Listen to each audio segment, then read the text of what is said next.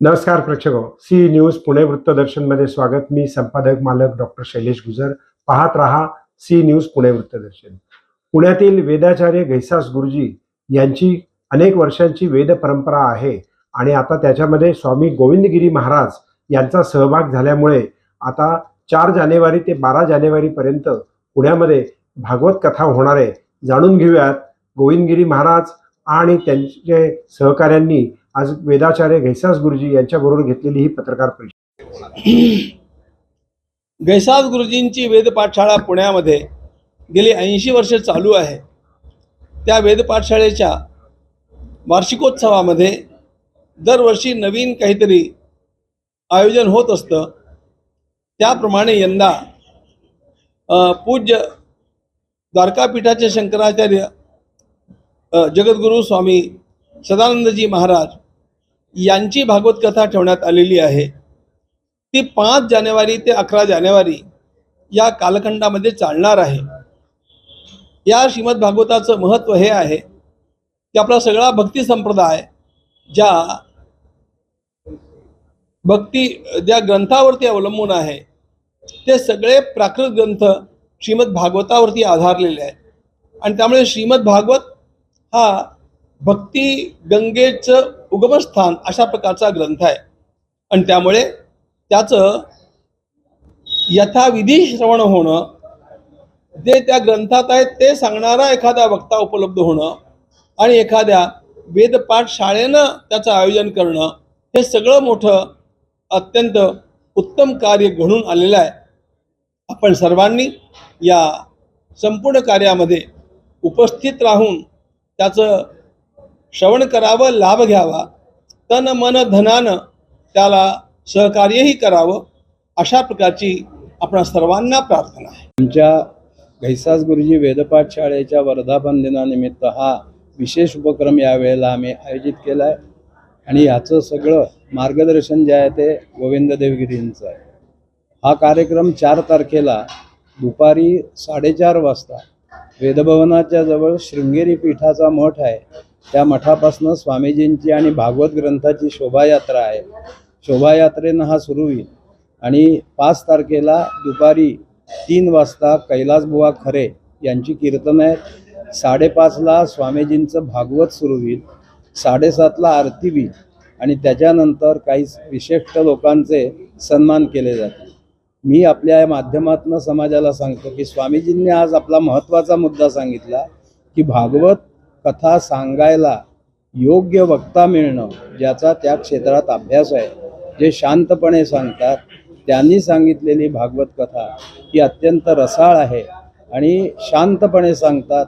आपण जास्तीत जास्त या भागवत कथेचा लाभ घ्यावा आणि आपल्याला स्वतःलाच, म्हणजे स्वामीजींनी परवा सांगितलं, वेदभवनातल्या या त्रिवेणी संगमात आपण भागवत रूपी त्रिवेणी संगमात स्नान करावं.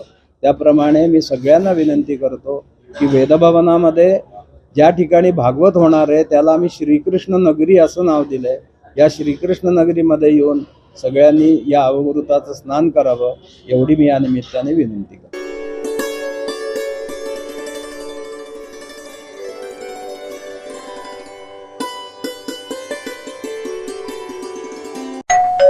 अहो उठा ना, ऑफिसला नाही का जायचं? अगं मला आज फ्रेशच वाटत नाही, काही करायची इच्छाच नाही. अहो मग तुम्ही आजपासूनच न्यू युनायटेड फार्मसीचे गुड मॉर्निंग चूर्ण घेणं सुरू करा. अपचन, मलावरोध, बद्धकोष्ठ, आम्लपित्त आणि पोटाच्या तक्रारींवर खात्रीशीर आयुर्वेदिक उपाय. गुड मॉर्निंग चूर्ण. 35 वर्षांपासून सगळ्यांच्या पसंतीचे गुड मॉर्निंग चूर्ण औषधांच्या प्रत्येक दुकानात मिळते.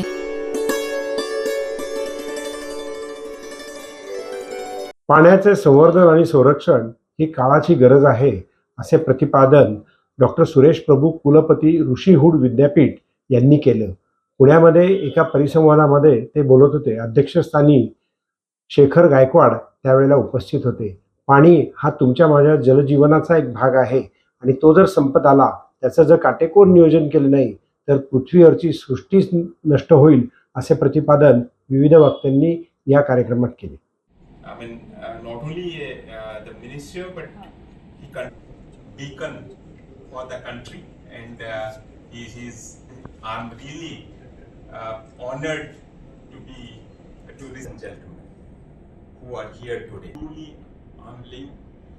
I accept Jalmitra Puraskar with deep gratitude and appreciation, and I thank Maharashtra Vikas Kendra for this honor. This recognition is not mine alone. It belongs equally to the communities, institutions, colleagues, and mentors who have accompanied me on this great journey. Maharashtra Vikas Kendra has emerged as a significant and credible institution.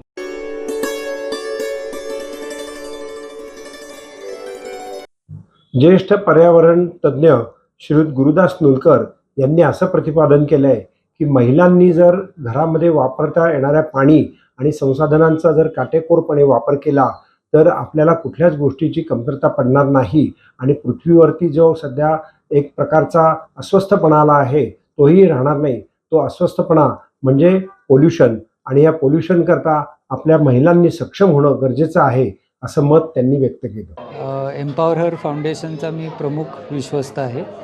Empower her foundation ही आर्थिकदृष्ट्या दुर्बल मुलींसाठी काम करते आणि त्यांची सर्वांगीण विकास होईल या दृष्टीने प्रयत्नशील आहे आणि त्याच कारणामुळे आम्ही त्यांच्या अनेक कार्यक्रम त्यांच्यासाठी राबवतो. हिरकणी योजना ही जी आमची आहे त्याच्या अंतर्गत त्यांचं शिक्षण, त्यांचं हेल्थकेअर या सगळ्या गोष्टींची काळजी घेतली जाते. त्यांना स्पोर्ट्स असेल किंवा काही एक्स्ट्रा करिक्युलर ॲक्टिव्हिटीज असतील तर त्याच्यामध्ये त्यांना वाव मिळावा आणि त्या कुठेही पैशामुळे मागे राहू नयेत याची खबरदारी त्या कार्यक्रमामार्फत आम्ही घेतो. आत्ता दुसरा आम्ही जो कार्यक्रम एक लॉन्च केलेला आहे तो पाठशाळा प्लस हा कार्यक्रम आहे, ज्याच्यामध्ये प्रामुख्याने जे वर्गात मागे पडतात मुलं, त्यांना इंग्रजी येत नसल्यामुळे त्यांना कुठेतरी एक न्यूनगंड आल्यासारखं होतं. तसं होण्याची वास्तविक काही गरज नाही आहे, पण त्यांच्या डोक्यात असं थोडंसं कधीतरी तो भाव येऊ शकतो आणि पुढे जाऊन एक उपजीविकेसाठी सुद्धा इंग्रजी आलेलं काही वाईट नाही. या दृष्टीने पाठशाळा प्लसमध्ये आम्ही इंग्रजी, स्पोकन इंग्रजी हा एक विषय आहे आणि गणिताचा पाया पक्का करून घेणं, ज्या कारणाने ही मुलं मागे राहणार नाही, तर या ह्याच्यावर काम होतं. आणि एक तिसरा विमेन इन स्पोर्ट्स हा एक आत्ता आम्ही लॉन्च केलेला आहे, ज्याच्यामध्ये आर्थिक दुर्बल मुलींना ही स्वप्न बघण्याचा अधिकार आहे. त्यांनाही खेळात जर का रुची असेल तर त्यांना ते पैशाअभावी त्यांना खेळता येत नाही हे होऊ नये याच्यासाठी आम्ही त्यांना मदत करतो. सो असं हे साधारणतः एम्पॉवर हर फाउंडेशनचं काम आहे. दर 3 महिन्यातनं एकदा आमचा एक कार्यक्रम असतो.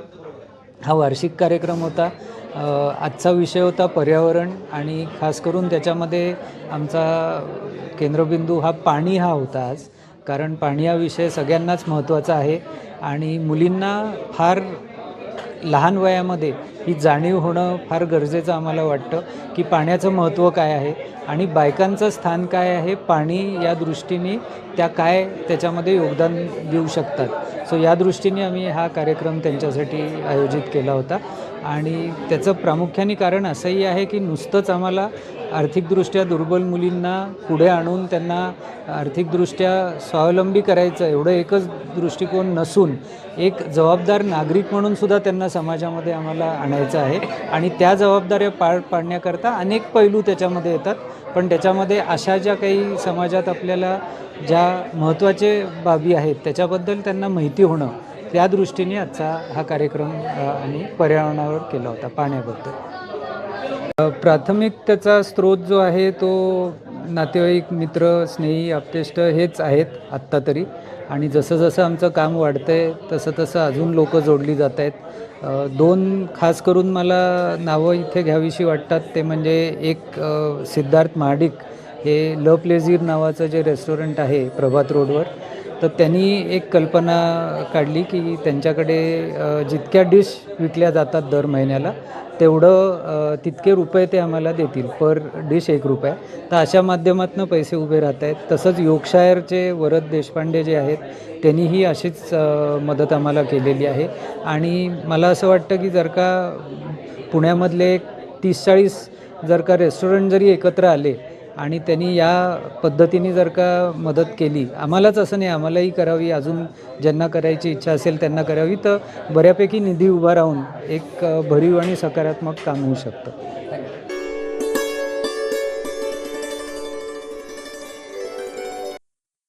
सुमारे 20 वर्षापूर्वी दोन ठाकरे बंधू एकमेकांपासून राजकीय मतभिन्नतेमुळे वेगळे झाले आणि आता 20 वर्षानंतर राजकीय परिपक्वतेमुळे दोघंही एकत्र आले असं म्हटलं तर वावगं ठरणार नाही.